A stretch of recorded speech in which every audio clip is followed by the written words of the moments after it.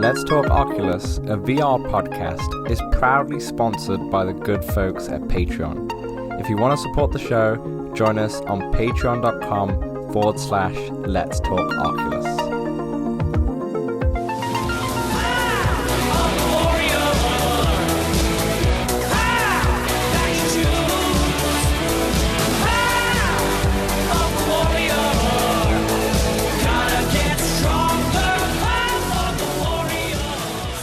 What's up, Oculus nerds? Welcome back to Let's Talk Oculus episode 194. I mean, it's 194, but this is the Revisited series, and this is technically episode 3 of the Revisited series, as we'll get onto in a moment. But I'm your host, Dan, and I'm joined by my co-host, as always. It is Samson. How are you doing? It's quite the numbering system. It's like 194:3. Yeah. But I'm excited, Dan, because Path of the Warrior is an incredible game. Path of the Warrior. Sorry. The Path of the Warrior. Yeah, Dan. Yeah, it's been stuck in my head since I started playing. Yeah. And I wish I could find it on Spotify, but YouTube's, doing me okay here. Yeah. I thought they did maybe release a soundtrack. I can't remember. But they definitely have, like, in the extras of the game, you can re-listen to the songs when you're in the game itself. But I guess we should talk to everyone what we're talking about. I mean, you've probably seen it from the title. Today, we are revisiting Path of the Warrior. VR, I guess, the Path of the Warrior. I just want to preface for people who don't know what this series is. Revisited is where we go back in time and we... Housekeeping! No, it's not housekeeping, Samson. This is what we're explaining the topic of the show. It's podcast housekeeping. This is podcast housekeeping. So we go back to the Quest archives, essentially, and shine a light on the classics or on the underrated VR titles, maybe the hidden gems out there. So the other 2 episodes that we did was Super Hot and Lucky's Tale, which were both fantastic games. And some of these games we've played before, some of them we haven't. In Super Hot, we have played before, but then we obviously played it again. Lucky's Tale was our first time we played it for both of us, right, Samson? Yeah, for sure. And then Path of the Warrior as well is going to be our first time jumping in. So it's exciting for us because I had played a little bit before, but yeah. Okay, fair enough. I had not rolled credits. It's exciting for us because I guess we get to revisit some of these games, whether we played them or not, and see because we normally in the podcast we play like the newest games, try and keep up to date as best as we can, or we get stuck on the ones that we always play, like Walkabout, for example, Breaches and such. So this gives us an excuse to go back. One. Yeah, and before the 2020s, right? 2019, exactly. And it also gives us an excuse to finish games as well for this. It's nice we've chosen ones that are all under 3 hours. To be fair, most VR games back then are under those kind of hours, right? There's only the odd few that are quite certainly long. These older ones, yeah. Yeah, certainly these older ones. So today we are brawling our way through Path of the Warrior. You like that pun there, Samson? Yeah, we'll see. They'll get better, I'm sure. Yeah, so this game brought like the old school arcade beat 'em up, I think Streets of Rage, into virtual reality. So what we're going to do is we're going to walk through our memories of the game, some quick fun facts, the history of the game, and then also how it holds up today after playing it in 2025. And then right at the end, we'll look at what influence it's had on the current VR industry. But more importantly, if there was a sequel, which there probably won't be for at least a while because Twisted Pixel are busy working on Deadpool right now. A huge... If anything, I could see this being like an arcade side game inside of Deadpool. That'd be amazing. That'd be actually really cool. That's a really good thought. I like that. So yeah, that is our Revisited series. And if you have any comments to talk about this episode, then feel free to go onto Spotify. If you're listening to it on Spotify, you can send a comment through there. You can send a comment through YouTube. You can also send a comment through our Discord. The link is in below. There's a questions channel and episode discussion that you can talk about the show on there. And finally, you can also email us at letstalkoculus@gmail.com. Samson, I did get an email. this week. Yeah, we did. I did read that, and then I marked it unread so that you could read it. Yeah, but I'm gonna save it for next week's show where we get back to regular programming for the normal housekeeping. Yeah, for the normal housekeeping. There we go. But let's get straight into Path of the Warrior. I can't say it without yeah, exactly. Of the Warrior. I can't say it without like getting that tune out. The music's great, and we will talk about it in a moment. But before we get into history game and such, let's just talk about our memories of the game. Samson, you said that you did play it before, just a little bit. Yeah. So hold on a sec, Dan. Let's take a time machine. Let's go way back to October 2020. Go on. This game looks interesting. I think I might buy it. And that's when I bought it. That's how you sound? Your voice changed 2020? Yeah. I had COVID. Right. And then your voice broke and you became a man. Yeah, exactly. So I do remember giving it a try around the time of when I bought it here. But I remember finding it super duper hard. And like to the point where I remember not being able to beat the first level's boss. Like I didn't spend hours and hours in it, but it was enough friction where I was like, all right, that's cool. I'll shelf it. And I moved on to something else. And Dan, I was a real noob because this time I found it so incredibly easy. Yeah, you were a VR noob. I guess, when did you get your Quest 1? Can you remember? Was it around that time? Yeah. No, I got my Quest 1 November 2019, but I wasn't really a regular user of VR. And then I got my Quest 2 in October 2020, and that's when I started to... so you got this when you got a Quest 2. Okay, fair enough. Yeah, very fair. But so you found out that it was difficult. Did you kind of wish that there was difficulty options and such involved? Now I do. Yeah, 100%. It's hard. You got to remember that this is a Quest 1 game. Mm-hmm. And honestly, without really going to look and do any research right now, it might be one of the best Quest 1 games to this day. Like that you can play right now, right? Like that hasn't really been updated at all. Exactly. Yeah. So I played Streets of Rage as a kid growing up on the Genesis with my cousin. Nice. And more recently, like Castle Crashers. So I'm a fan of the side scroller sort of beat 'em up type of game. Yeah. But before I get into my wishes of more, but that's pretty much what I remember about the game was that it was a game I got my friends, like my real life friends that I grew up with, Quest 2s, as around this time. I think I got one of them, and we were playing Walkabout, and I think I really wanted to play this, but I never got anybody to join me. Aww. Until today. Samson. Yeah, we got in. We did again.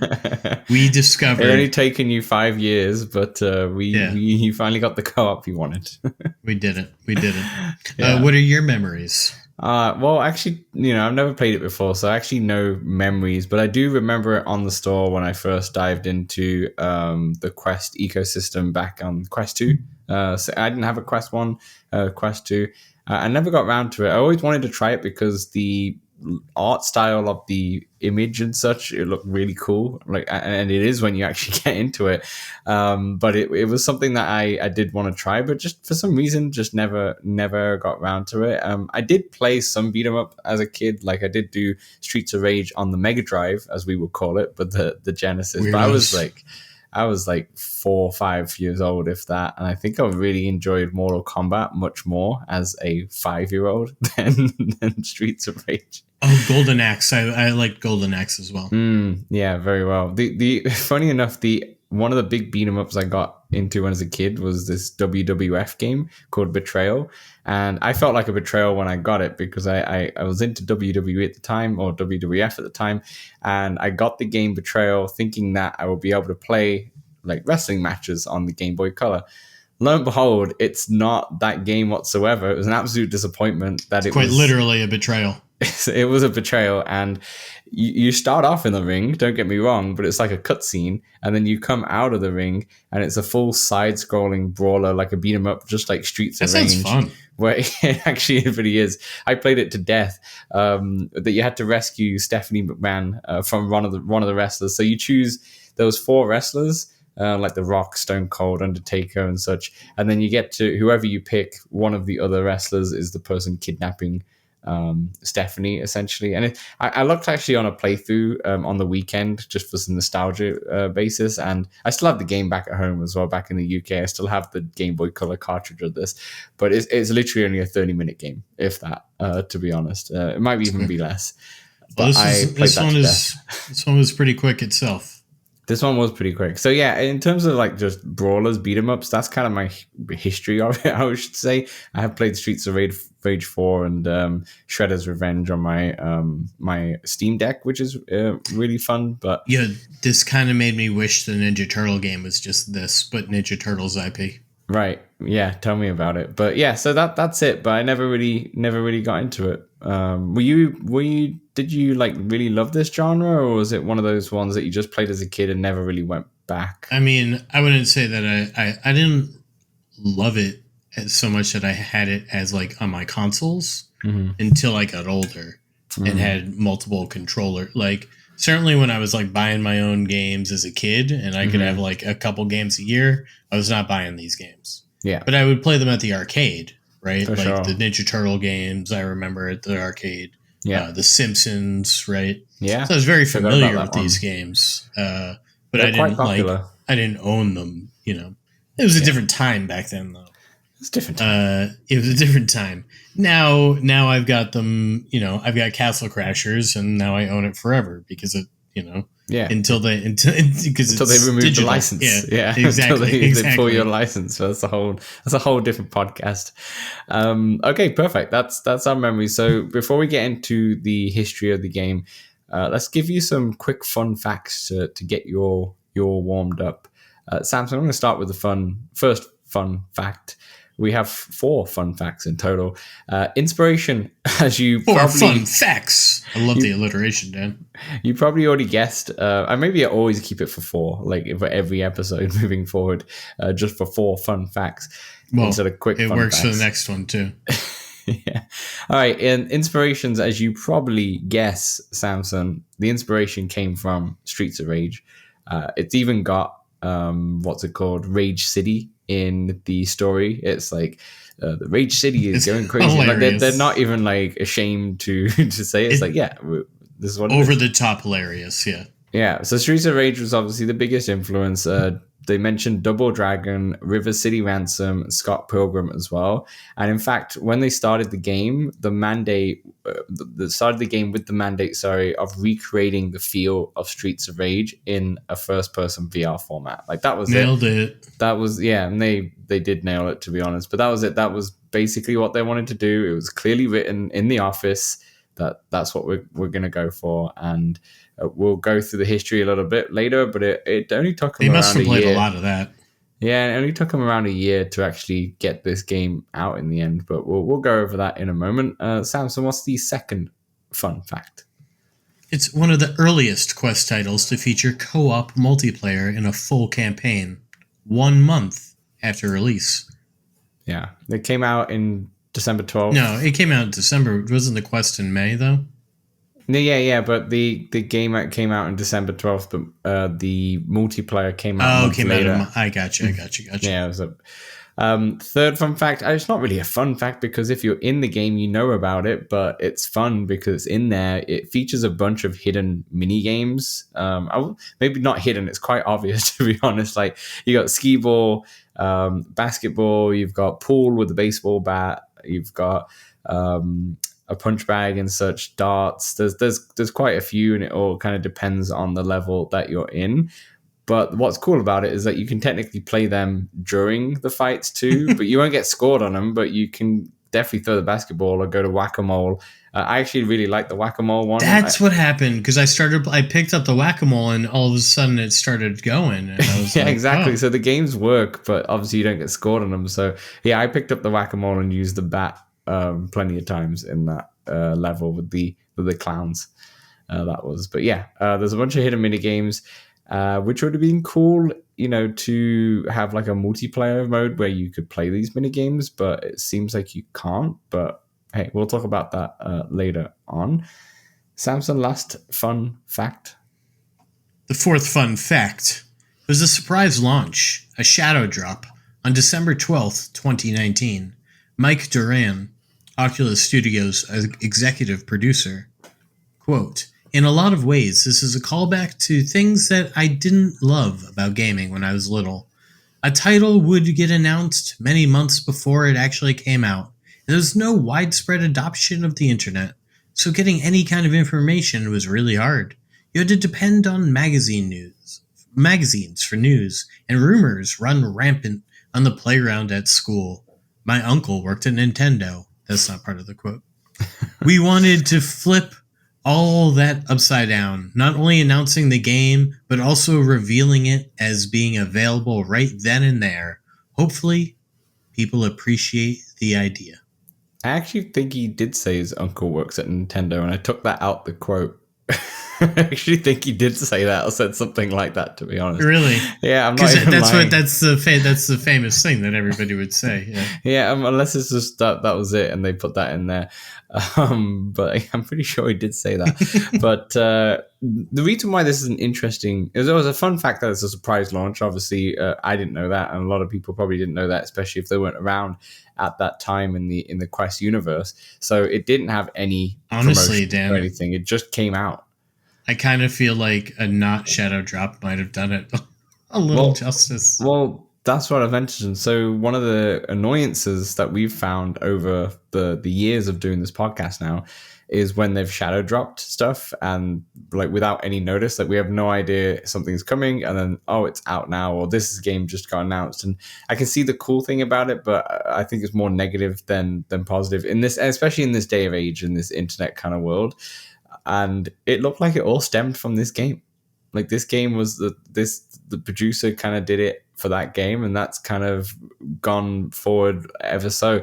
Like we're getting more announcements at these kind of festivals. You think it happens that often? Oh, it doesn't. Not anymore. But I remember like Quest 2 days when we were doing this podcast. Like it happened quite often, or like the very least, like maybe a month or a couple weeks before or something like that. It'll be like, this is out next week. I remember something like carved snowboarding was announced, and then all of a sudden it just shadow dropped, and like we didn't know what the release date was, and it just came out and such. So I remember happening quite often in the Quest 2 days. Not as often now because we have these like Summer Game Fest and such, and things are normally announced now for the winter time. But it does happen. Yeah. I do feel like the shadow drop works with a larger player base with like flat gaming than it does in VR. Yeah. Because not really everybody is going to be champing at the bit to get into Path of the Warrior. As cool as it looks and sounds, it is. Yeah, that's it's not for everyone.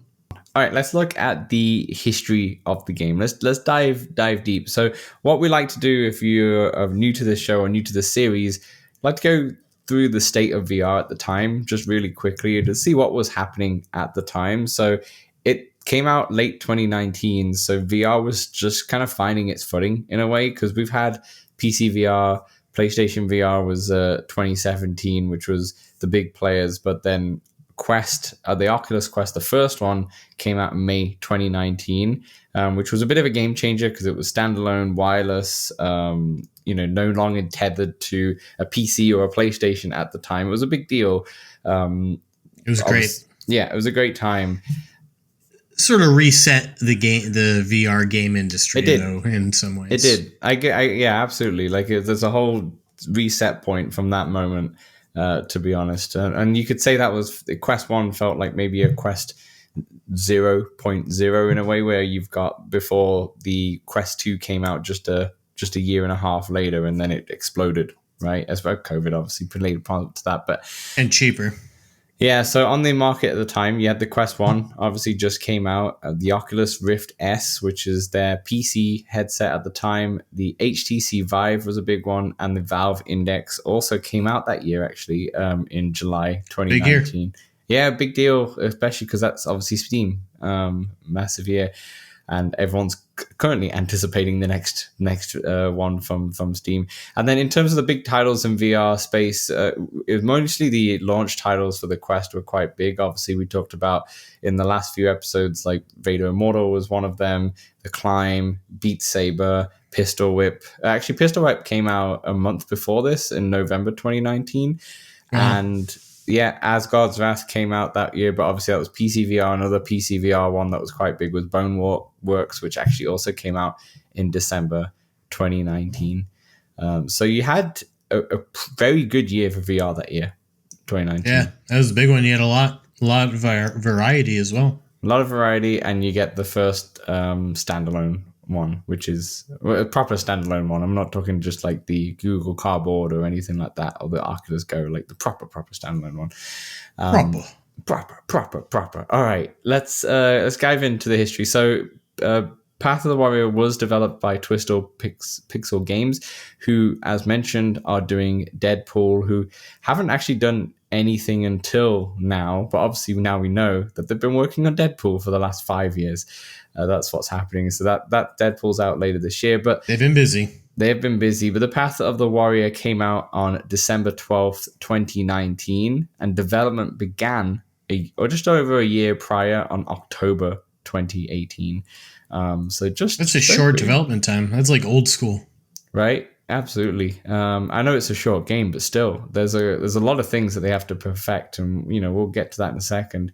Twisted Pixel at the time were already established in the VR space. Like they had two big games, one bigger than the other. The first one being Wilson's Heart, which came out in 2017, which is a psychological thriller set in the 1940s hospital, and it was critically acclaimed. It came out on the Oculus Rift as an exclusive. And then so did Defector, which was the one that came out mid-2019, so the same year as Path of the Warrior. That's a spy action game about tracking down parts of a missing Doomsday device, and it features branching story paths as well. This one got like decent reviews, but Wilson's Heart was definitely their biggest title at the time. Samson, have you played either one of these? Because I was definitely not on the PC space at this time. I think I played a little bit of Defector, maybe the first hour or so. Yeah. I've not played Wilson's Heart. Do you think they signed like a 3-game Oculus deal or something like this? I know that they also had a Go game as well, but Mike said that one was not very good. Yeah, fair enough. I don't know, but it was after Path of the Warrior they got bought by Oculus Studios, so interesting. Yeah, but they clearly had the relationship. Yeah. It was clearly a kind of like a second party studio at that point. So I was reading some interviews. Meta actually has a really good blog about this game, which came out when the game actually came out. But it's interesting. Just reading those interviews, the Defector's mechanics. So in that mechanics from the second game that they put out on Rift were carried over to like Path of the Warrior. So the turn snapping, the head paste steering, the movement locking whilst turning, that's all from stuff that they developed in Defector, and they just simply brought it to Path of the Warrior. It makes sense. So you could like port over those movement options, things like that. Yeah, so that may have just helped with the shorter development time where they could pull from their previous VR titles and bring that. But one of the biggest things was the fighting. Obviously, the fighting is like the core of this game. So nearly every interaction is based with your fists, right? Whether you're brawling enemies, disarming bombs, or catching knives in midair, and obviously disarming bombs is also freeing the hostages and such. Everything's pretty much punching. There's a few kicks involved, which we'll talk about, but the devs spent a long time fine-tuning the way your like fists moved and squashed basically when you're fighting to sell that satisfying impact. And I feel like this is one of the biggest parts of the game in terms of getting it right. They must have spent a long time trying to get that feel right.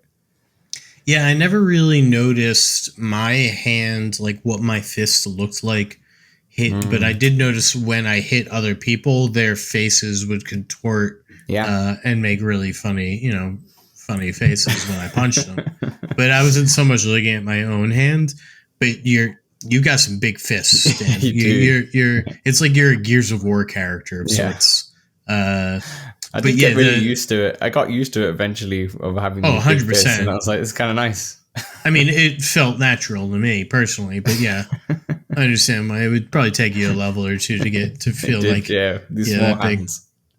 But yeah, the punching felt great. It's so simple and easy that once you get it, you're just like, okay, punch everything, and that's how you interact with everything. Yeah.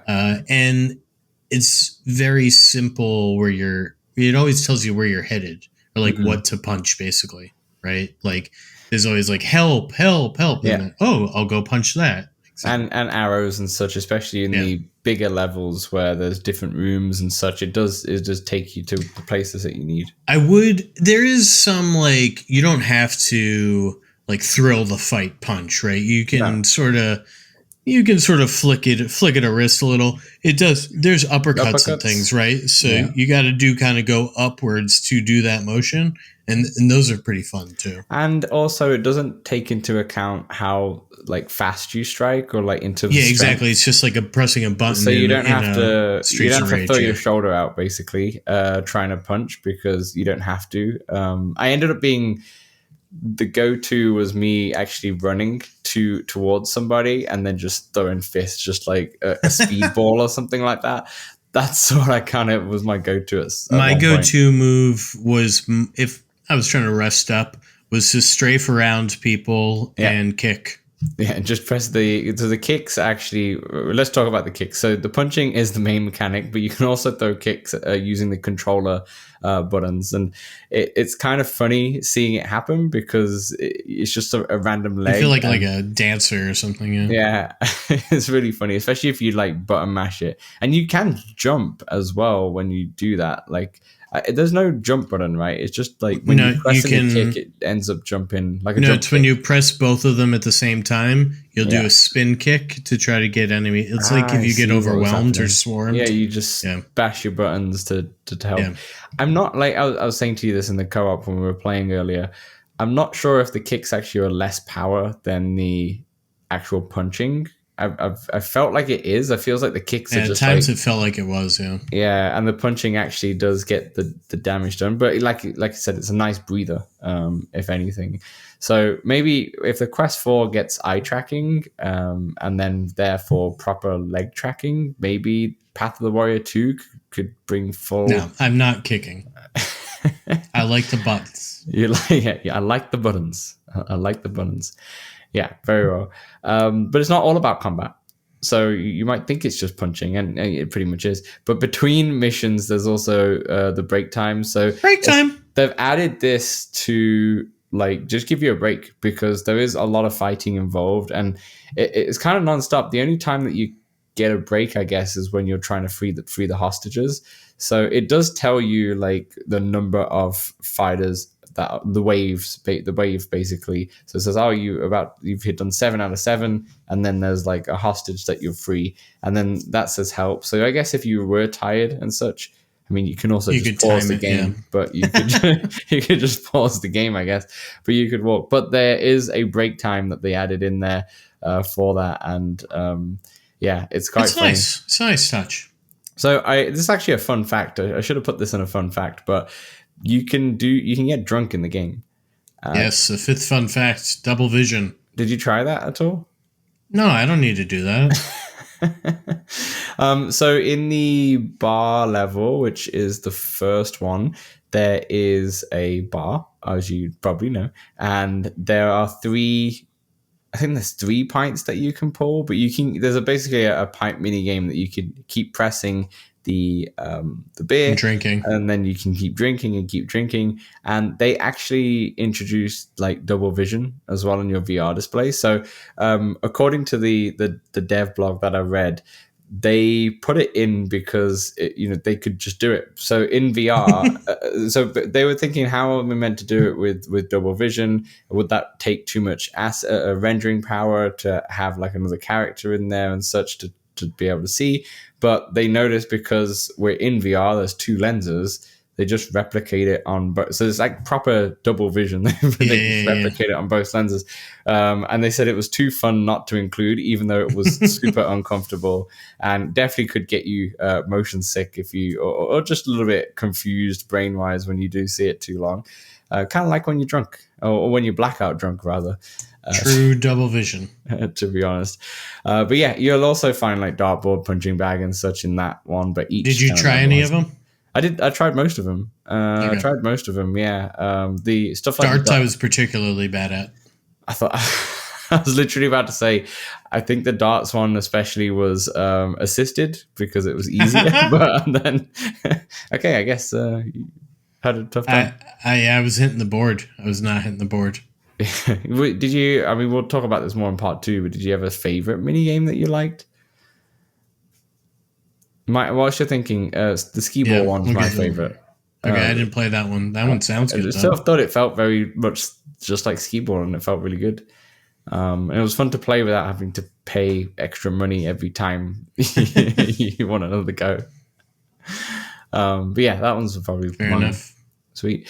Okay, let's talk a little bit about the inspirations and the kind of design challenges that they had. So obviously Streets of Rage is the game's clearest influence, but they had a look at a lot of different retro brawlers. So they studied basically old school enemy design, level tropes, so like for food and for like food for health recovery, and like ender level score tallies and improvised weapons. And these are all drawn from not just Streets of Rage, but all of these kind of arcade brawlers, which they've kind of looked at and seen what's worked. So some of the enemies actually were directly inspired by Streets of Rage and Final Fight, especially the first ones. Yeah, the grunts.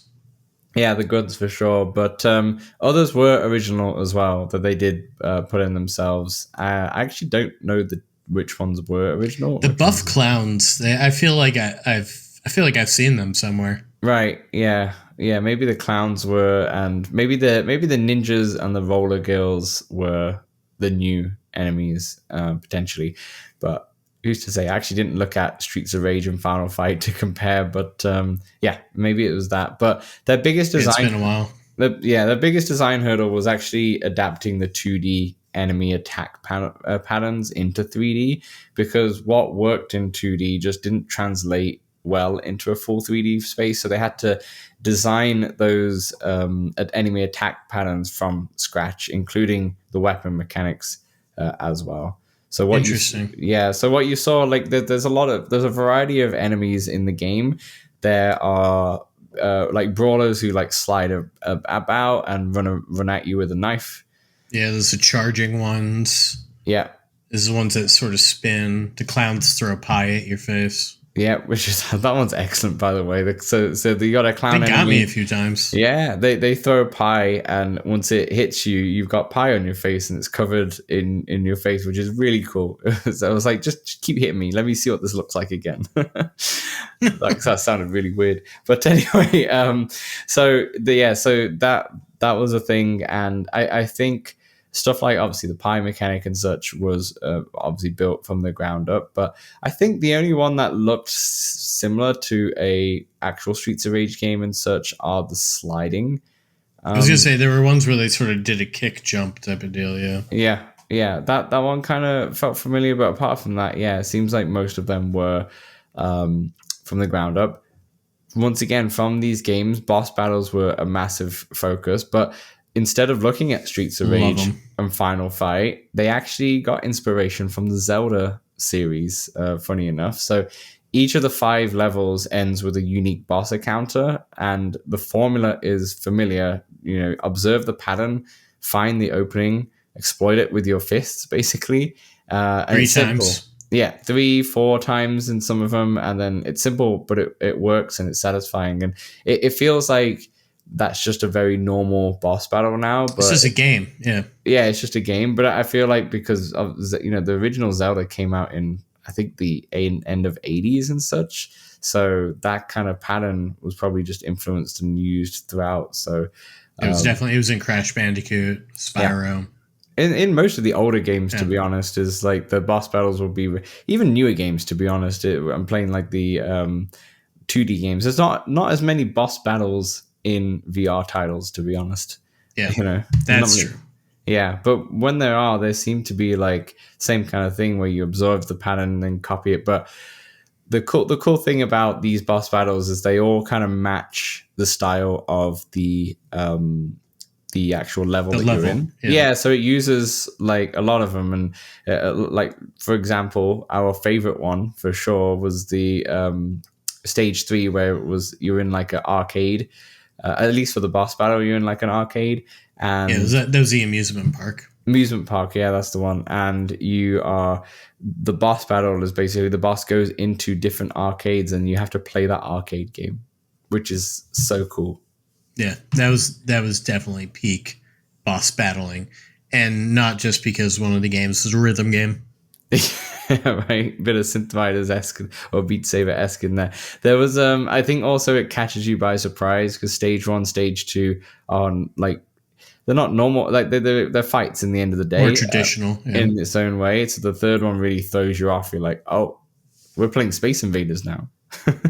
It's really cool, really really fun. And then we're doing like a Dance Dance Revolution at the end. Because it's less. You're not physically like fighting him. You're playing these games and then going to punch. Him. Yeah, exactly. Sam, so what do you think of the music?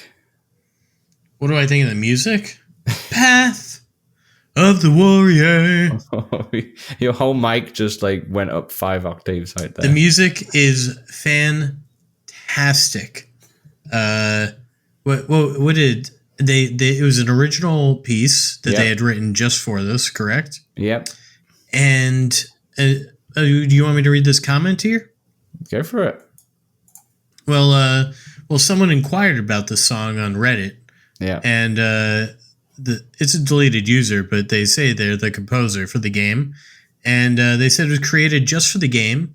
And in fact, the lyrics were written by the owner, Josh, and that they had way too much fun recording and polishing it up. I bet. And that it sounds a bit familiar because it touches on many commonalities of the 80s theme music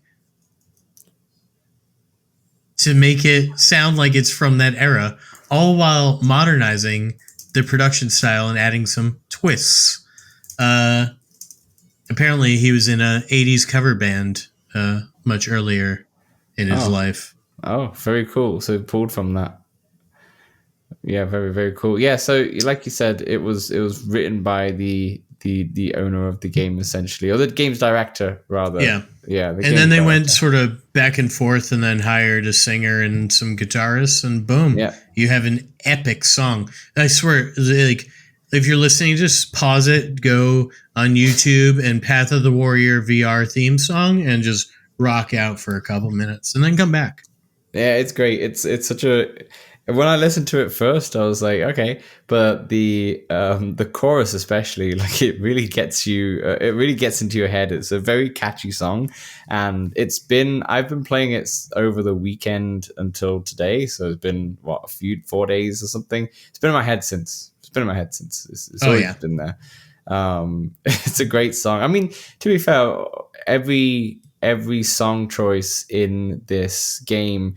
The theme song is the only one with like actual lyrics, but the rest of them are just songs that kind of fit each vibe level. very well. Yeah, and it's really good. Like the music choices, I think, are one of the strongest parts of the game. It feels really good and it fits so perfectly well. It's so natural. Also the sound effects pretty good too.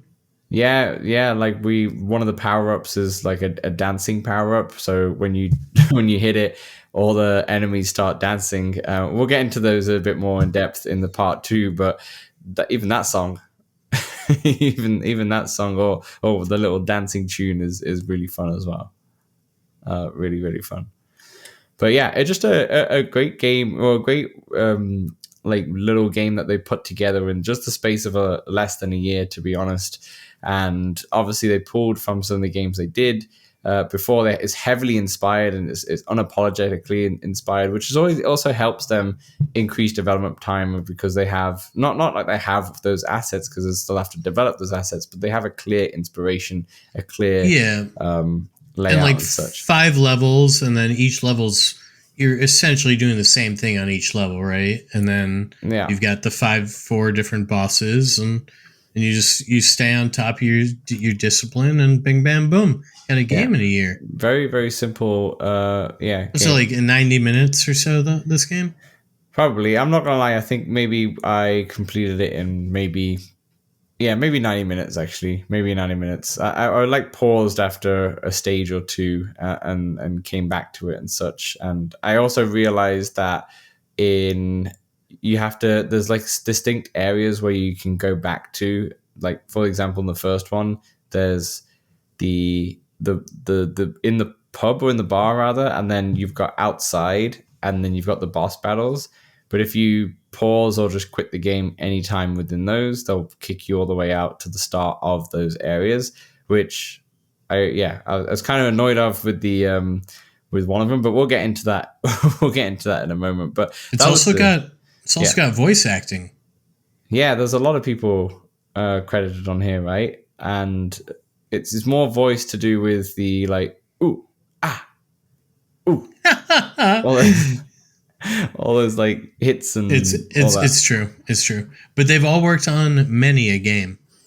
Yeah, they have. Yeah, all these voice actors on here are actually credited for big games like God of War 3 and Batman Arkham Knight and Destiny Clank. 2 and Starfield and all that stuff. Like they're all gone. They've all gone from like either the audio director or the voice actors and such. They've all gone to big, not bigger, but like big titles in the standard gaming space, the 2D gaming space and such. But yeah.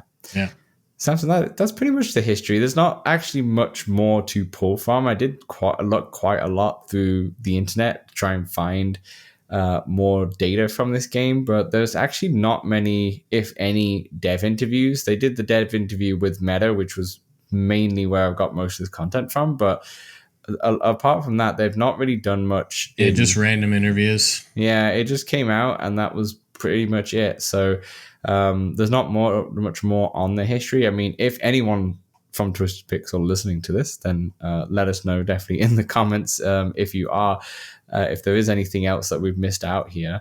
But yeah, that's the history of the game. Let's talk about in part 2 on how it plays today and our thoughts. And I feel like there's a lot to talk about, so we will see you in part 2. Hey, we know public lobbies in VR games can be a bit toxic, feel a bit empty at times.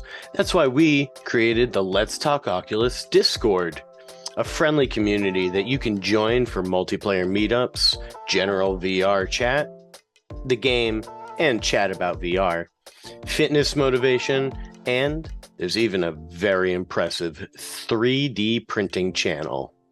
Join over 100 of our community members in the Let's Talk Oculus Discord for free.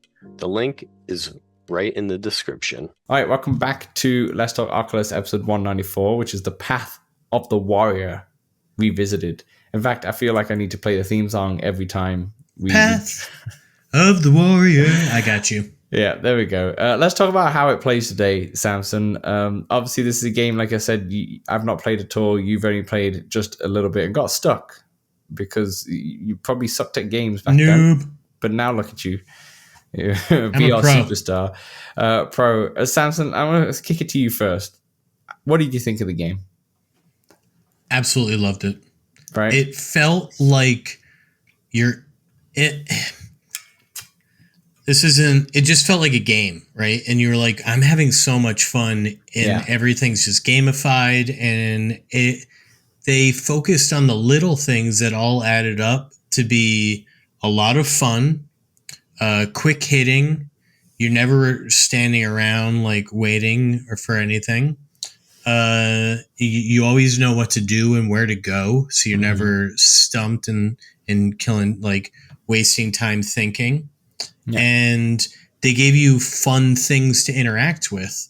There isn't like an overwhelming amount to interact with, but there's environmental kills. There's weapons you can grab and throw, enemies, that is. And then punching everything. Just a lot of punching. Yeah, I got to echo what you just said. I absolutely loved it. I had a great time. Like if I was to rate the game, obviously it could be expanded to today's standards for sure, but I'd give it a solid 8 out of 10. Like it's not too much fault. I'd go higher, Dan, and normally I'm a bit harder, I'd go like 9 out of 10, Yeah. even something like this. I will say $20 for the 90 minutes at this point for what it's offering, a little overpriced, but it is so much fun. Yeah, it was like 90 minutes, Dan. I mean, personally, that seemed worth it, and it was so much fun. Fair. But I could see if somebody was like, oh, like that's within the return. You could beat this game within the return time. I guess you could, yeah, if you really want to be that person. But this, I think for a game that's under $25, I think this is a great title to pick up. You know, we did a podcast back in February, I think, or January or so, something like that, where it was about budget VR titles. Maybe like February, March actually, and we didn't mention this game because we played this game. This game it totally slipped our mind. Yeah. This game definitely slots in. If you're looking for a budget title that you want to play, like you said, this is so much fun. This gives me like games like Tiger Blade vibes of it's just a game. You know, if that makes any sense. Like it's just I'm just gonna go in and have some fun. You get boss battles. Yeah, you get it all. There's a very loose story that all of the war criminals, all the criminals basically have all bounded together. The war criminals. The war criminals. Sorry, the criminals basically have all bounded together, and they're running the streets of Rage City. Shall we? Dan, you want me to read the prologue? Yeah. What is the prologue? Well, the synopsis for the prologue is location: the outskirts of Rage City. Your mission: some punk thinks he can rob you. Ha ha ha ha! Give him what he deserves while relearning the ancient techniques that make you a total badass.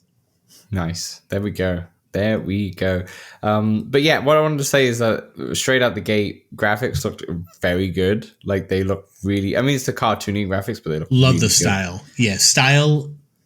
It gives me Street Fighter style. That's what it gives me, that kind of vibe. And it looks great. And it's so good that they have not updated this game since the Quest 1. I mean, it still has if you're on the pause menu, you have the Quest 1 controller renders when you're looking down at your controller. So if you ever were curious of what they look like or how they feel like, just press pause and you get a bit of a sense. That's funny. Yeah. So they've never updated that. So they never updated the game as far as I know for Quest 2 or definitely not for Quest 3. They've just left it how it is.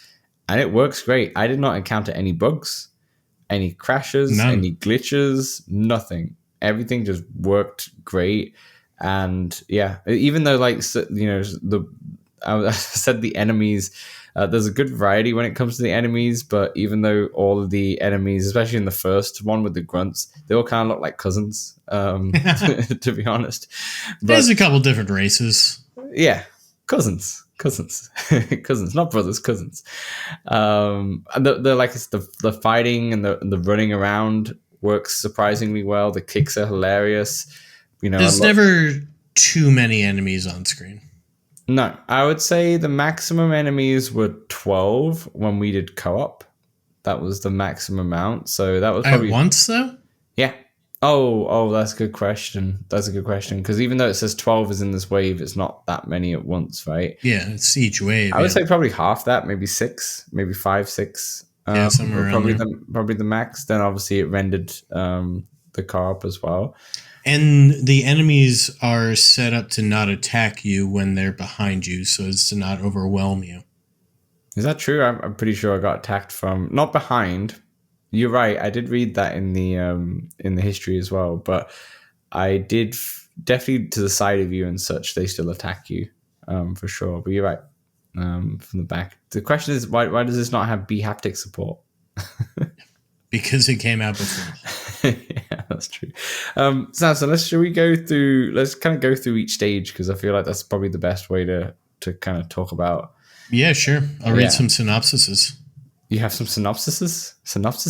Synopsises? Yeah. Okay. Got so many synopsi. Let's talk about stage 1 first. I guess you've already read the bar. That was the synopsis. No, that's what stage 1's called, the bar. Okay, yeah, fair enough. So stage 1, you have the standard brawler, the grunts. In terms of enemy types, you have like a slider. This person just like looks at you and then does a funny face as he just slides across the room. It's quite funny, but you just got to get out this way.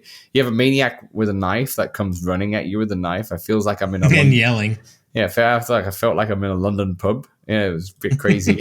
And you had a couple of really big guys too, which were actually quite difficult because they are really good at blocking and they require like timing basically. So you gotta when they throw a punch, you gotta dodge it and then hit them afterwards. So you have an opening. They turn red real quick, right?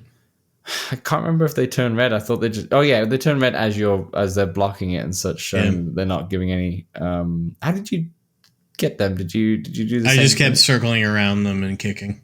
Okay, you're just being a speed demon, going around. And then in stage 1, you also get a power up, which is to start off the game. Where I can't remember what is it called. Flame fists? Is that what Something like that? Yeah, like it incinerates them. Yeah, and it's just like a one-shot kill when you hit him. Obviously, once again, with those big guys who are blocking, it doesn't work unless you actually get a shot on them. But yeah, one-shot kill with this, and you every time you fight, you build up your meter, and you have like a smartwatch, and you get to choose your power up, and you just have the one in this title. And then in terms of environment, you have the bar, and then you have the outside. Take the fight to the outside street in the alleyway, shall we say? And then we have the boss fight, which we'll talk about in a moment. What do you think of the first stage, Samson? Well, Dan, the bar, it was a seedy bar that's known to host several gang members. And our mission, it used to be a nice place, one that you would frequent often, until it was taken over by a bunch of scumbags. We defeat your enemies and rescue the innocent hostages. And Dan, this wasn't a bar you'd want to be hanging out at too long. No. Unless you want to get to know my left fist and my right fist pretty well. I forgot about the full synopsis that you had. It's okay. I squeezed it in naturally. But I really like the bar. I love the grunts. They're like from the Streets of Rage. They're your stereotypical. Yeah. They're not giving you too much, not too fancy, pretty easy to kill. Mm-hmm. And I was a fan of the bar. I did. I liked to throw people into the pool table. I forget what else you could throw them in on this one, but actually, so let's talk about the environmental puzzles. Let's do it. Puzzles, the environments. So one of the coolest things about the game is that you get to use the environment, and you can use it a few different ways. So if like on one of the levels you have like a bunch of beer bottles on you're in a shop. And if you punch someone into them, they break and such. So we can work like that. But if we specifically just stick to stage 1 for a moment, if you let's say there is is it dartboard or no? You've got. Before we go back to stage 1, did you pick up the bongs and throw those at people? I picked up everything like that. Okay. Yeah. So in stage 1 in the bar, you have the kitchen area that you go into. Oh yeah, the fryer and the oven. Yeah, there we go. So you can either kick someone into the oven, for example, or the fryer, and then if they're on the fryer, they just burn. They get cooked up basically. Yeah. Or sometimes when you punch them and you get them towards like the end of their life, they start to get dizzy, and if you just leave them, they'll just fall onto the ground and they'll die. But you can also grab them with your grip buttons. And if you grab them, you can either grab them with one hand and then punch them with the other hand if you wanted to, just for fun. But if you look around, you can like grab them around, and then these targets go to all these different places. I actually never noticed the targets until like later levels, to be honest. In the first level, I just picked them up and just threw them in the area, and I was like, oh, the best one though.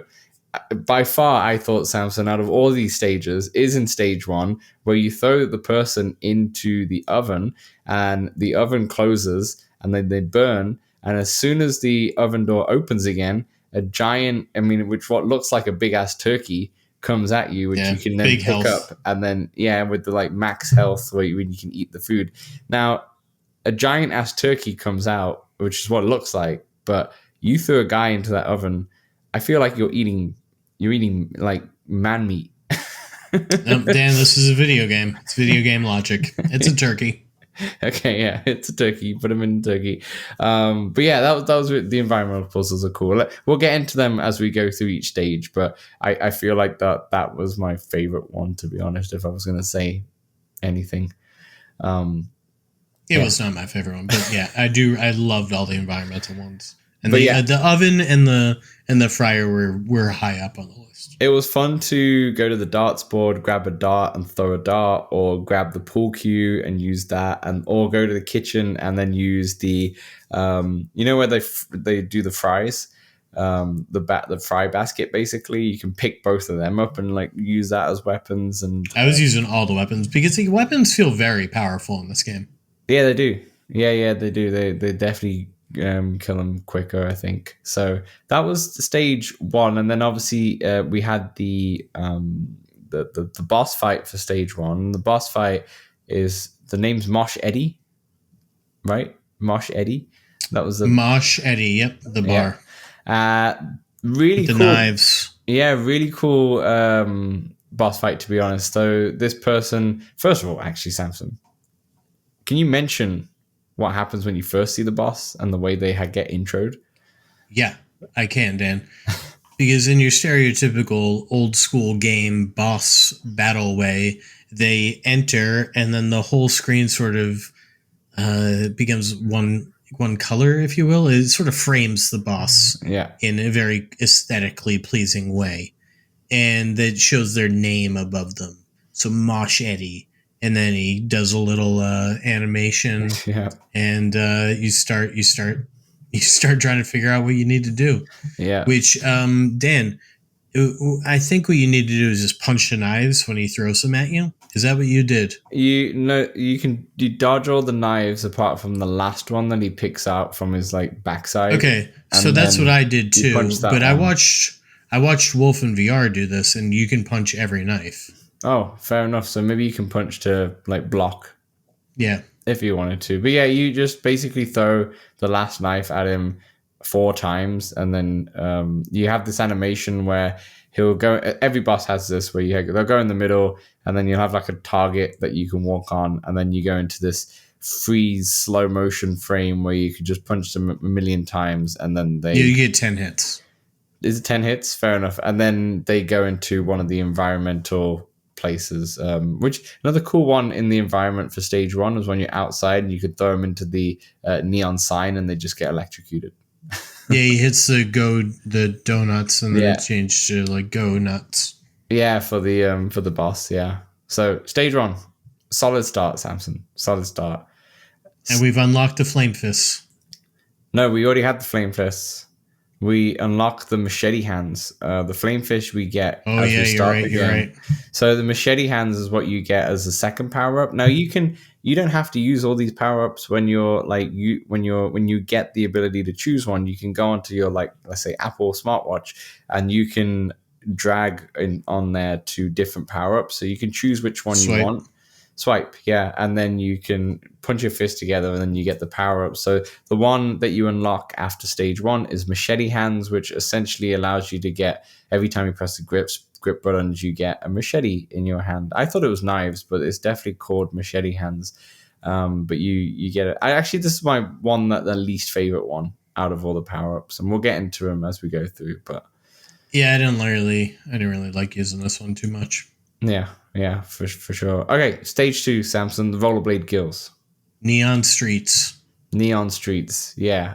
Tell me about this. You want to read the synopsis? Yeah, tell me about the synopsis first this time. All right. Neon Streets of Rage City, your mission. Used to be able to have a nice date night in this area. Not so much anymore. Take out the gang members that have riddled these streets with crime and save the hostages. That's it. Yeah, fair enough. This one's a cool one because you're in the streets, but you go into different shops as well. Like you go into, like I said, the shop where it's basically like a liquor store and there's bottles everywhere and so on and so forth. And that one was fun.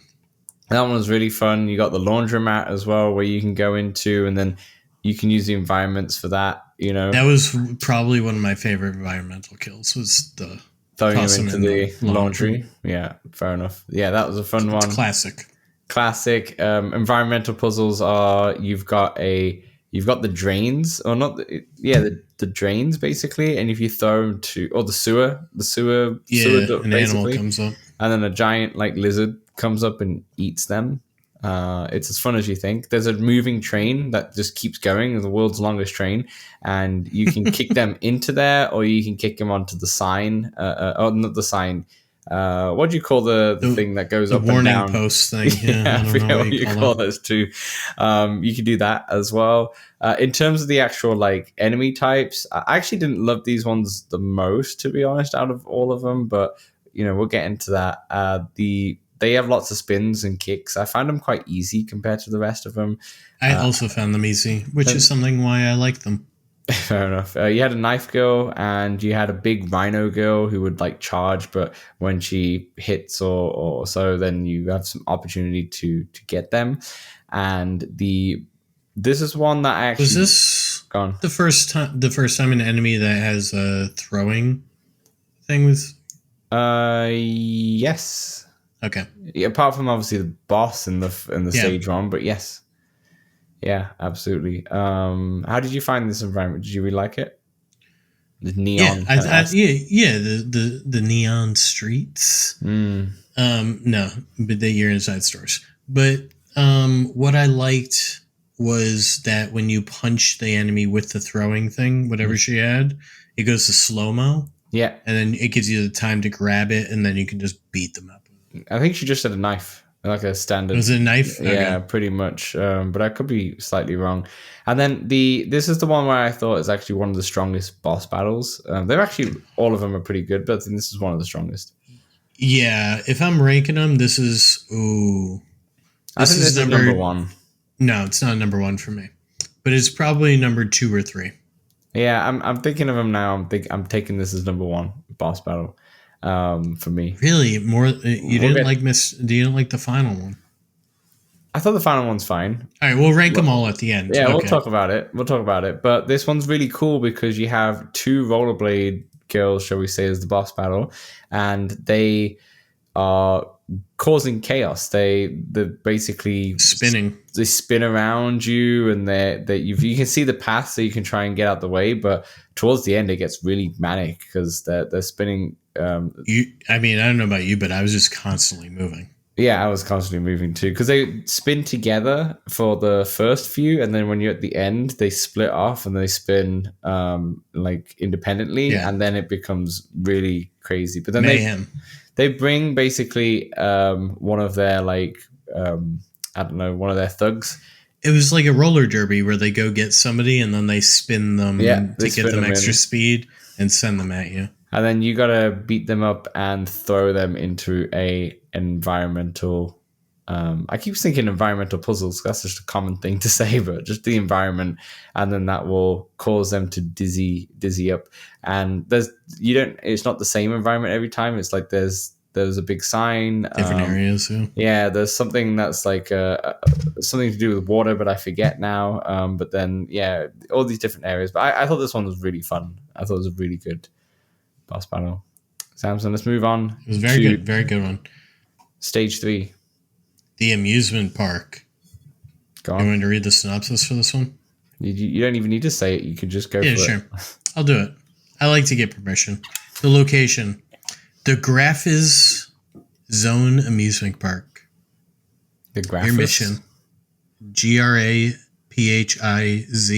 I don't know. How would you say that one? Yeah, fair enough. It's fair enough. Your mission. Families used to skip and giggle to the sounds of happiness in the park, but now it's been taken over by crazy clowns and mascots. Time for you to take their happiness away with your fists and feet. Also, don't forget to rescue the hostages. Nice. Samson, this one's kind of scared me in some places. These clowns are mental. They're not spiders, Dan. Yeah, but these clowns are crazy. These are crazy clowns. And they're not just clowns. Too. they're buff clowns. They have one's like doing handstands, one's throwing pies in your face.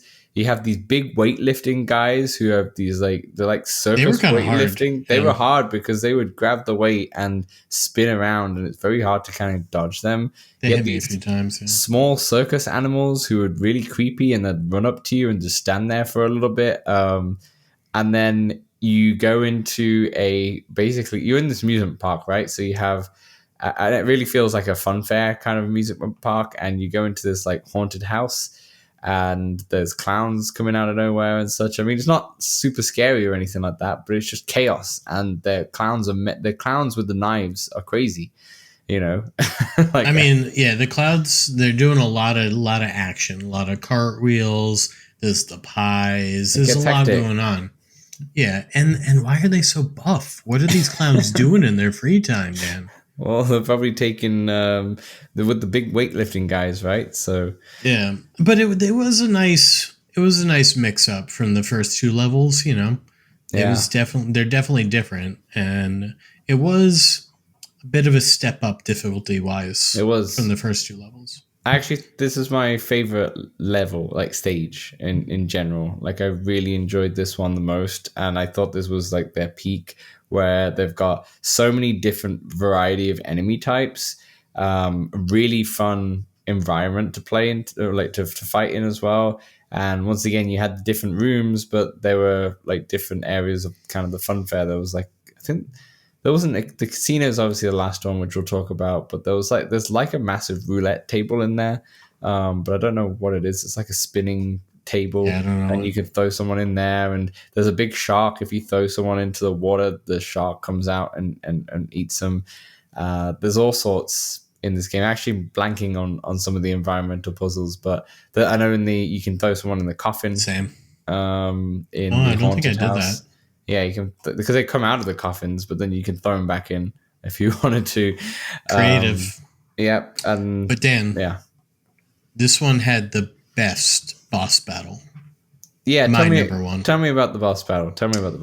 Yes, you take on RKD, who's apparently a really cool dude. And he puts you, it's not the traditional boss battle where you're trying to outfight him. You must outgame him. Mm-hmm. And the first sort of bit of the boss battle is a rhythm game where each fist is a color, and you've got to punch blocks that go with the same color. No. That's the last part. That's the last one? Yeah, no. Oh my gosh. So the first one. Oh, the first one's the Space Invaders. First one's Space Invaders, and we're actually. Did I die in Space Invaders? No, I died in the next one. So I did, because I didn't realize how to move. Yeah, I think I did as well then, for the same kind of thing. But so Space Invaders, you have your gun at the bottom and you have to punch it basically, where you can move it around, and it's just your one level of Space Invaders basically. And then you move around, and he goes into a kind of a shooting game where I can't remember what it's called, but I know they're all like, you know, inspired by games, but you'll have these dummies that just come up, and they have guns. Oh, and you have right. You have to. I like the rhythm game so much that it just took over my entire memory. You were rhythm games. Honestly, you were rhythm games, but so that one does remind me of. So it's kind of like the hostage situation games where you got to punch the bad guys, but then the doctor stands up and you can't punch them, or else you lose. I definitely died and lost in that one because I didn't realize what was happening. I was just punching everybody, and the hostages come out, and you got to avoid punching them and such. And I think you have 3 lives in that one, and then you have to keep going forward and forward and forward. That was a really good one. And then Samson, you get to the rhythm game. Yeah, the rhythm game. So much fun. You're punching, boom, boom, boom. Sometimes you got to go 2 in a row or 3 in a row. Yeah, cross your body and all that. Yeah, and then you finally defeat him, and then get to punch him 10 times. Did you remember what the game's called? No. Punch Revolution. That's what it was called. I remember that. But it's a good name. I think, this one, I think overall was my favorite stage great boss battle, great stage in general. I think overall this is my favorite one, and I think it peaked for stage 3. Not to say the other stages were bad or anything, but this was just like, I thought they got the stage level right, and they surprised you so much with this boss battle, because I was not expecting that whatsoever. Next one was the weakest one for me. Me too. So stage 4, ninjas. What is the factory has ninjas for some reason. There's no synopsis. Oh, there's a synopsis. That was more question. So, location: the conveyor belt factory, located by the Rage City junkyard. Your mission: you used to work here. Even got your exercise in by walking on the conveyor belts. Now, the only ones with jobs are the evil cyborgs. Give them all their pink slips and rescue those missing hostages. This one, very cool environment, being in the factory. Definitely felt gritty and such, and the factory kind of adapted as you're playing it. So you fight in the factory, then you come out and you go into a different room, and when you come back to the factory, there's lasers now, and then you go into a different room and come back with the conveyor belts, and then even more lasers, and it gets kind of hectic, and you're fighting ninjas. And these ninjas are I do like the enemy type in the ninjas. They were very tricky. You had some really cool ones. So you had obviously ones that like spin and try and kick and such, which are very similar to some of the other enemies that we've had. But then you have one, you have a woman. The grenade one, right? Yeah, you have the grenade one with like grenade launcher. And then you had a woman, which basically she just stands there and you can't hit her until she basically does the, what is it called? Like the smoke bomb. And then she disappears a few times. Yeah. And then she tries to hit you when she's not on the screen. So you dodge it. And then when you dodge it, then you can hit her and such. So that's one. And then you've got, I think they're like equivalent of the big grunt that they have in all of the other stages, basically. You have this big ninja who can do like decoys as well and such, which is really cool. So like one of them, when he first appears on the screen, he decoys like I think 6 or maybe I think it's 6 people all around you. So you're like in between. I was just punching with both hands. Me too. I was just fine. Yeah, because then eventually he does like lean back to punch, and then you can try and catch him. But if it's behind you or such like that, you'll obviously miss it. But that was really cool. And then he's actually quite hard to kill. Like you can punch him like 1 or 2 times and then he'll disappear and go somewhere else and such. You have to dodge. It takes a while and can be tough. But yeah, that was this one. I agree with you, is my least favorite one in general. I thought the environmental like kills were not as fun as the other ones and such.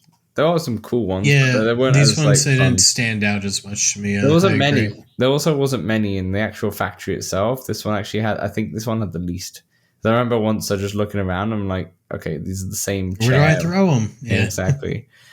But yeah, and then this one. I think we forgot about all the power ups. By the way, we'll have to talk about that in a second. But this one, there was the machete hands, and then the amusement park got you the disco ball, right? Yeah, we'll get back to that in a second. We'll get back to that. So the ninjas in the actual boss battle is, I thought this was the weakest boss battle. Master Rope. It's basically the whole part of it was there's 4 electricity areas, and you have to dodge his what do you call these discs? The sharp discs, the ninja discs. I forget what it's called. Yeah, I forget what those things were called. I thought it was like the 3-prong little knife thing, though. But no, they're just the discs. I forget what it's called. But anyway, you can dodge them really easily, and then his last thing after that, he uses a rope to come at you. But if you just stand behind the electricity, I actually did this one very quickly. Like, it was a really quick boss fight. I thought this was the easiest and It was definitely the easiest because you didn't have to move much. Like with the spinners, you had to move. You didn't know where they were really. Yeah, his line was really obvious and only moved a little bit. Yeah, I didn't accidentally get him to like how you have to get them to rope into those energy things. I didn't know, obviously, when you're trying to figure out what to do. I just happened to be standing by one, and then he did it, and I was like, "Oh, okay, that's what I do." That's probably it. Yeah, very well. So yeah, that is the ninjas one, and then stage 5. Stage 5 is cool. So it's the casino. Yeah, it's in the casino, and you have the wrestlers, the luchadors. Your mission, Dan. You want me to read your mission? Yes. Not the Mr. synopsis, S. but the mission. Your mission. Well, the synopsis, the location is the Star Casino. You already said it. It's your final stand. Your mission, Mr. S, is holed up in his penthouse above the casino. Get past all his crazy wrestling henchmen, save the hostages, and deliver sweet justice to Mr. S, and save the city once and for all. This is another one that's up there with the clowns as a really fun enemy type, and I just want to shout out something that I actually forgot to mention in the other ones. The animations that they put on some of these characters, like you have the wrestling, the like WWE wrestler that comes out with a chair, and he comes out like he's coming out from a ring entrance, and like he does Kid Rock. he does like a bunch of like moves, and then he goes and tries to fight you, and he comes out with a steel chair which you can eventually grab and hit everyone else with. And I wanted to point out in the rollerblade girls in stage 2, they're on the toilet basically when they come out reading a paper. And in stage 1, really cool is the freezer opens, like the big freezer that's from a restaurant, and the fighters like really shivering before they even come at you, and that's really cool as well. So I love touches. I love the little animations like that itself. But this was a decent environment. I didn't love the casino as much as some of the other ones, but the environmental ones were really cool. Like hitting them against the jukebox, and no, it was the jukebox, it was the bar. Sorry, the slot machine is what I meant to say. Yeah. I think there's a clam of sorts, like a clam fountain. Yeah, and then you had some wrestlers that also jump from the top rope. I struggled with those ones. I would use one of my power-ups mostly to help with them. Mm-hmm. Yeah. So what did you think of this level? Love the casino. Gambling man, here I am. But mostly I love the boss. Mr. S was so well animated, just looked like such a cool character. Over the top buff casino lord guy, right? With just like a smiley face, like emoji face. Yeah, the emoji face, yeah. The wrestlers were tough. They were. This one also felt like another step up in difficulty, but not too tough. And I loved using the chairs. And this one had a lot of environmental stuff. You could use the chairs for the the slots machines. Mm-hmm. They gave us a crowbar. Yeah. I will say, once I learned to just hold up the weapon when the leaping guys were coming at me, and then they would leap into the weapon, that felt like a cheat code. I was like, oh, okay, that's all I have to do. Yeah, absolutely. I agree with you. I think this is another step up. I think, a 3 and 5 are kind of similar in a way in terms of how chaotic it gets with the enemies. The ninjas are really cool too, to be fair. Like in the end of the day, all 5 enemy types. Well, now we did it. Let's rank them. Well, before we even say that, the cool thing with the elevator, and then you're fighting each enemies from each waves. Stage before you get to Mr. S with the boss. That was really cool. A little like throwback where you fight into that. It felt like if the game was longer, it would be more fun because you probably just done all of these, recently and such. But still, really cool idea in general. But yeah, really solid stages in general. Okay, let's rank them. You want to go first, or you want to think about it? Well, let's just go like, what's your last ranked? Fifth ranked. My 5th ranked overall will be the stage 4, the ninjas. Loved the enemy type, but the actual environment and the boss, factory, I would say the least. Yeah. Same factory. We agree. What's your number 4? Or you want me to give it now? Yeah, you go for it. Okay. This is. See, now I kind of like them all, Dan. But my number 4, I guess, would be the Neon Streets. Yeah, I was about to say the same too. I was about to say the same too. My favorite boss battle, for sure. I'm not gonna lie. Oh, right, that's where we have to do the All right, No, let's that's do fine. boss battle. Okay, first we'll do the levels, then we'll do the boss battles because they're different. They're different. They're different. Yeah, I would say stage 2 would be 4. Yeah. Okay. Neon Streets. Yep. You're like math. So what's number 3? Right. We've got Factory, Neon Streets. Yep. Number 3, I would go for the casino. Stage 5. That would be my number 3. Okay. I think my number 3 would be amusement park. Yeah. My number 2 would be the amusement park. My number 2 would probably be the bar. And number 1's the bar. So that means you're going casino's bar. Casino. So stage 5. Yeah. Very well. Okay. I felt it was a great build up, you know. All right, now the bosses. Let's go from like best to worst, because going from worst to best is a bit hard to wrap my head around when I've not wrote this down. So all right, I got you. All right, I've already told you my favorite one's stage 2. The roller. the rink rats. Yeah, the rink wraiths rather. The rink rats. Rink race. Yeah, the rink race. Sorry. My number 1's probably Mr. S. And the gun mix up, that was interesting. Over the amusement park arcade, I thought the virtual, the arcade one is your number 1. No? You're right. Mr. S recency bias. You're right. Arcade. Yeah, arcade would be all right, Dan, my number 2. 4 is Mr. S. I'm so confused now. I mean, not number 4, my number 2. I forgot the order we were going in. I don't know what we're talking about. If we don't know what we're talking Number about. Number the one, audience arcade. has no idea what we're talking about. We got it. Listen, Dan, it's easy. I ranked Factory. My number 1 was Casino. Yeah. Then Bar. Wait, this is bosses, or are we going back to stages? This was. I thought you wanted me to recap the stages. No, just the bosses. All right, just bosses. All right. Arcade at the amusement park. Mr. S at the casino. Rink Race, Neon Streets. Mosh Eddie at the bar. Master Rope at the factory. Yeah, I'll do Rink Race, Arcade, Mr. S, Mosh Eddie, and Master Rope as well. I think ours is very similar-ish there. Okay, 2 more things to talk about, Samson, that we totally missed out on this.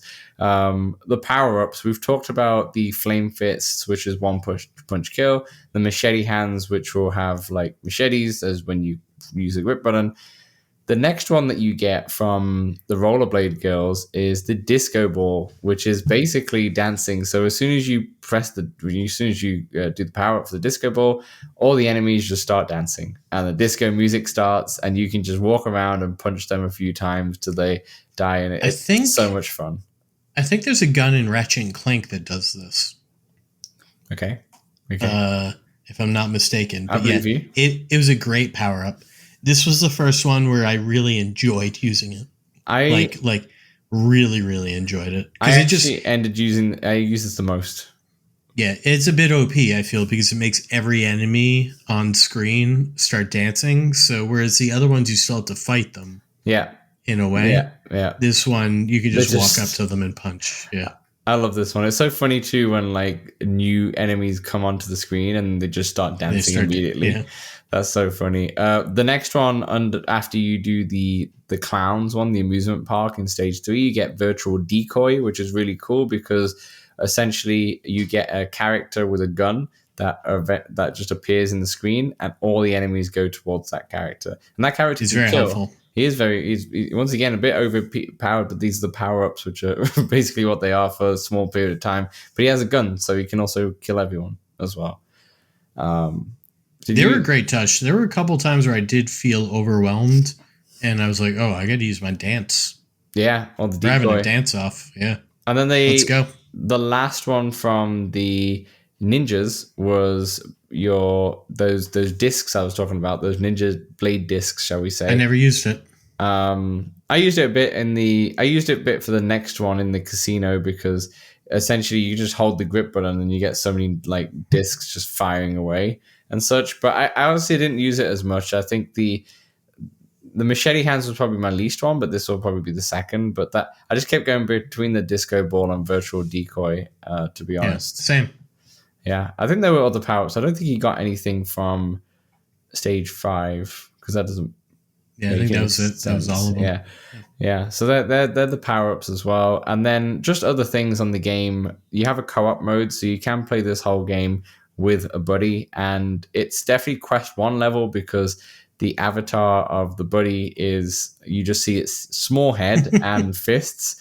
It's quite funny. Very simple. As it floats around as well. But it does work well. There's no like glitches. No voice chat though. We did do the meta call. Yeah, we had to do the meta call and such, but it was a good fun time. We played stage 5, the casino, and we did the whole thing in co-op. And there are a few extra enemies, I think, in the waves, but overall it makes it really straightforward, to be honest. But it is fun. Yeah, we could just double team everybody. Yeah, it is fun. But that's it. There's no like co-op mode where you can go play the breakout games or anything like that. It's just simply the missions. And then finally, there's also a bunch of extras that you can unlock. So you can unlock like character models. You can unlock the music. So you can just listen to the music, for example. There's one other thing that you can unlock, but I completely forgot and I did not write it down. Can you remember in the gallery? I mean, there's art. There might be art. Yeah, I think that's the one I was thinking of, art as well, which is really cool. But you just unlock that as you go through the game and power up and use the environment and such, and you unlock all of these items. And Samson, that's how it holds up today. I think it holds up really well. Really quite well. Yeah, and I would go buy this. Yeah, would highly recommend this game. In part 3, we're going to wrap up the show by talking about any influences that you think it's had on the VR industry, whether it's direct or indirect. And also, just to end the show, we'll just have a quick little fun discussion about what we want from a sequel, or what do you think a sequel would look like before we wrap this revisited show up. So we'll see you in part 3. Let's Talk Oculus is available on all good podcast platforms and some rubbish ones as well. If you want to see the video version, it's available on YouTube and Spotify. And also, if you love us so much, then consider throwing us $1 at patreon.com/Let's Talk Oculus. Back to the show. All right, welcome back to Let's Talk Oculus 194, Path of the Warrior Revisited. We are in part 3, and we're going to talk about the influences had on the VR industry and what a sequel looks like. So let's start off with the influences. Samson, this game's a game that's been, takes a lot of influences. There's not really been a game like this since. Yeah, and if a game was sort of like this, they would probably be more based on Streets of Rage or any of the games that influenced this right. game more so than this game. You know what I'm saying? Yeah. But there's Final Fury out there, which is a fighting game. That's more like in the vein of like a Soul Calibur, Tekken, these types of games more so than your side-scrolling brawler. I was gonna say it's like what do you call it? Drunken Bar Fight could be on the same. It's more of a sandbox, though, right? Yeah, actually, Drunken Bar Fight came before it, to be honest. So, without being said, I just had a quick look at the store. I was like, when did it come out? But I'm just thinking of the like bar itself and such. But yeah, direct influences, like you said, I think it's going to be more influenced rather than influencing games that we've seen in the VR industry. But I just want to throw out there, indirectly, Batman Arkham Shadow with the fighting. It feels not like the fighting in Batman Arkham Shadow, a little bit different because it's all about more modified. It's combo based, and you can switch between nodes, basically switch between. This one keeps track of your combo though. It does, but I think this one encourages it even more because you can just like you move your fist right and then you go to the next person, you fly around. So the combat's different, but that's why I'm like it's an indirect influence because the way the fighting feels in terms of like that feeling of when you're punching the body or punching the head and such, and you get that kind of feedback. And I don't know what they do, but they do a great job with it because it does feel like you're punching someone and such. And they do the same thing in Batman, whether it's through some haptics or some sound effects. I'm not too sure, or in terms of just the animation as well and the different like kind of sparks that come off when you hit a punch and such. But I don't know if Batman was influenced it by at all, but I would definitely say indirectly. I can see that. All right, let's get into the sequel. All right, Samson, what would a sequel look like? In 2025, let's say they scrapped Deadpool. They were like, let's put it to the side. Let's just Well, do Path of the Fury 2. you just do more of the same, bigger, expand it. Bigger, better, right? stronger. Yeah, bigger levels, uh, more levels, perhaps. Maybe each world has 3 sub levels, type of deal. You could make more sort of ranged weapons, if you will. I'm not saying like archery, but I don't know, maybe magic, Dan. Oh, you were like, not really archery, but how about we have magic? Yeah, we have some. I mean, maybe that's less Path of the Warrior and more Waltz of the Wizard. I'm taking, or what's the game I mentioned earlier that now I'm blanking on the name, for the Genesis with the I think you wrote it in the script. Yeah, Golden Axe. Golden there Axe, we go. yeah. Yeah, or something you could ride on that could sort of change movement just a little bit. Some sort of animal, maybe you can hop on one.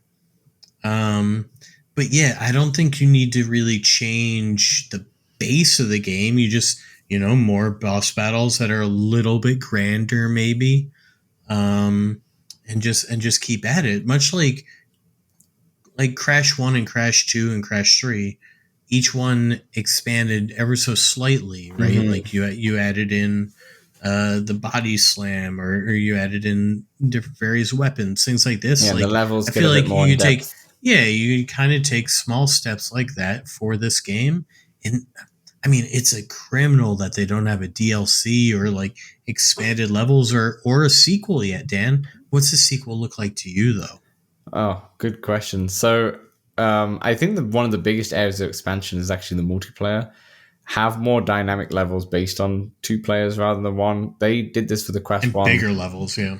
Yeah, so they only had they could only put so many enemies on screen, but with a Quest 3, they could put probably, if they used the exact same art style and such, they could probably put so many more enemies. Maybe on 4 screen. people.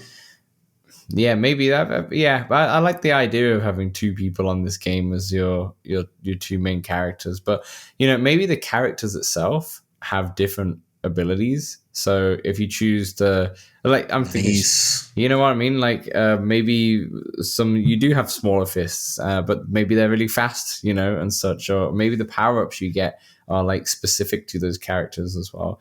Maybe add a knee hit when grabbing. So when you grab somebody, you could just use your knee and you could knee someone as well. You're hired. Yeah, which will be fun. Obviously, bigger levels, multiplayer hangouts. You've got all these mini games, so why not let the other person hang out? Maybe then you have like a few other people. I don't know. More effects like slow motion. You have that great slow motion when the weapon is in the air and you can catch it. But maybe you have like more. Maybe the power-ups, maybe there's a slow motion power-up, or you've got some funkier weapons, like you can pick up nunchucks, which you can in the game, but the nunchucks are like electricity nunchucks. So when you throw it at a character, it electrocutes like the 2 people next to them or something like that. Ooh. More stuff like that, which you can probably do. I think you got to take a game like maybe Gorn, definitely Underdogs and such, to see what they've done. I know they're different games in terms of like arena fighters, but in terms of the special moves and such that they can do that, you can definitely use that as inspiration to kind of put into the game. And yeah, you could definitely have a bit more depth in the levels and a greater story mode. A good level would be, I'm thinking like Compound, where you're climbing up the hotel basically, or the skyscraper, and it could be a similar kind of thing where like the movie Raid or something, and you're just going through levels and you're going up and up and up. You could do something like that. Yeah, exactly right. So yeah, something like that. I mean, they could have really taken this many different ways. They're obviously not going to, because they're going to do Deadpool, but never know, in the future they may bring it back. You never know. And also you never know, because Meta own the studio now, and I'm not sure if they own the IP of Path of the Warrior, but they might do, and they'll be able to get any other studio working on this that they own if they wanted to, like maybe a smaller studio to work on Path of the Warrior 2. That might be a great Quest 4 game when they have like eye tracking or something. Maybe they can include something like that. Who's to say? I'd love a sequel. It's a good IP to have. I'm not gonna lie. I'm not sure if it's super popular because it's a game that shadow dropped and kind of disappeared in a way. But I think people would be really hyped for a second one. To be honest, for sure, I would be, and I'm people. That's it, Samson. Any closing thoughts, or have you said everything you can say on Path of the Warrior? Well, we've had a long one. I enjoyed almost every aspect of this game. I wanted more, which I guess is better than wanting less. Yeah, I guess so. You know what I'm saying? Like, I never got sick of this game. Yeah, nothing outstayed its welcome. It was very fun. Just even the credits, Dan, we didn't talk about it, but the credits are in a car, and you can kind of drive the car a little bit, interact with a few things in the car, and just see like these little touches that make a game a little bit more fun. They put so much time and care into this game. Love. Yeah, there's so much time and care, and they really looked at, especially because it's not been long of the development cycle, they really looked at most things in this game and thought how they could enhance the experience for a VR player. You could tell they've experienced a VR at this point from two big games, especially. I know they had a bit more, but the two big ones. So you can tell their experience come in. This is not just their first game. It's not their first rodeo, right? And yeah, they crushed it. I saw some of the reviews like at the time, and a lot of like mixed reviews. A lot of people saying it's a very repetitive game and kind of gets boring quickly, but I can't disagree with that. As like far from what I think, that's far from what my thoughts would be. I thought this was an amazing, fun game. I think like certainly what you're doing each level is repetitive, but they mix it up with the enemy types and the bosses. Yeah, I agree. And I think if I played this game back on my Quest 1 or Quest 2 back in that time, I'd give this like maybe a 9.5 out of 10 or so, at least, just as a VR title at that time. Yeah. Now we've got other VR titles that are like, now you got to do it relative, think of like a Batman and such, right? For sure. But as in just pure fun, this is right up there. Really, really fun game. Right up there with games like Tiger Blade and such, of just repetitive fun that you just go in, you'll have a good time. Maybe you play for a little bit, maybe play for a while and finish the whole game, who's to say? But you'll have a great time in it. So I can't wait for Twisted Pixel's next game, but this last game that they had was great. Yeah, Deadpool. And now I got to get into Defector and the Wilson game. Yeah, the Wilson game. Wilson's heart. All right, that is our podcast, everyone. I hope you really enjoyed this revisited episode. As we've said in previous episodes, and especially if you've made it this far, let us know what you want us to revisit next. Some of the bigger titles, like in the comments, some of the bigger titles like a Walking Dead for sure is on the list, but will be much later when we have like a good amount of time to dedicate to finish that game. But like the smaller titles for sure, just remember the criteria, and I should have said this at the start, is it has to be on Quest right now. Like it has to be on the Quest store. It can't be PC VR or anything like that. But it has to be on the Quest store. And that's it, really, actually. I was just trying to think. Oh, yeah. And I guess like it has to be some sort of either hidden gem or a... We want it to be old. Yeah, or hidden... Yeah, don't suggest a game that only came out last year or so, of course.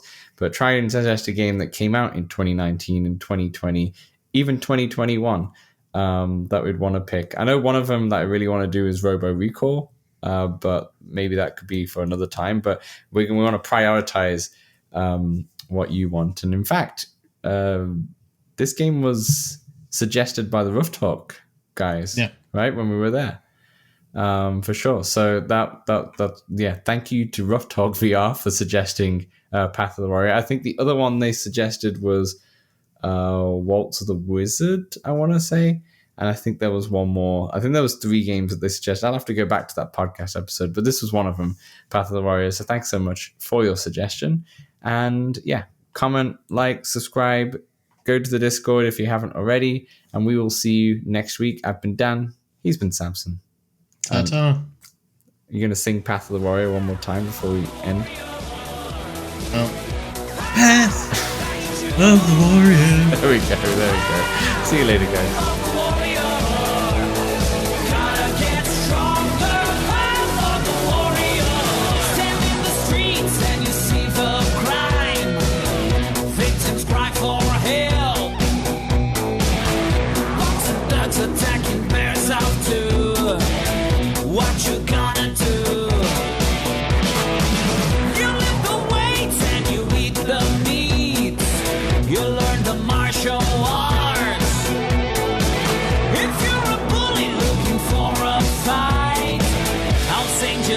night.